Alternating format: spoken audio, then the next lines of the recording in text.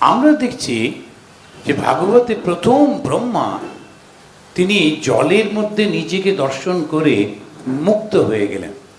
আমাকে এত সুন্দর দেখতে, তো নিজের রূপে আর একজনকে সৃষ্টি করলেন। তিনি হচ্ছেন স্বয়ম্ভু মনু। এই মনুর থেকে সৃষ্টিটা শুরু হলো। স্বয়ম্ভু মনু যখন সৃষ্টি হলেন, সেই মনু তার মতো করে তিনি আরেকটি নারীকে সৃষ্টি করলেন এবং সেই দুজনে তারা জন্ম দিলেন দুটি ছেলে এবং তিনটি মেয়েকে।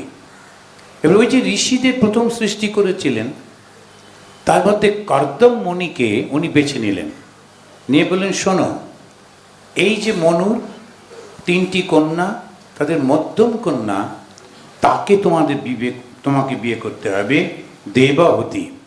এই দেবাহুতিকে বিয়ে করলে তারপরে তোমার সাধনার চূড়ান্ত অবস্থা আসবে।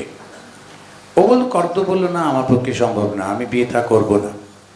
কেননা আপনি লক্ষ্য করে দেখুন, আমি যেটা বলছি সেটা হচ্ছে একদম সৃষ্টির প্রথমে সব হচ্ছে সাত্ত্বিক, তাদের মধ্যে রাজসিক তামসিক ভাবই নেই, রাজত্ব করব এই ইচ্ছাই নেই, আমাদের সংসার গঠন করব এই ইচ্ছাই নেই।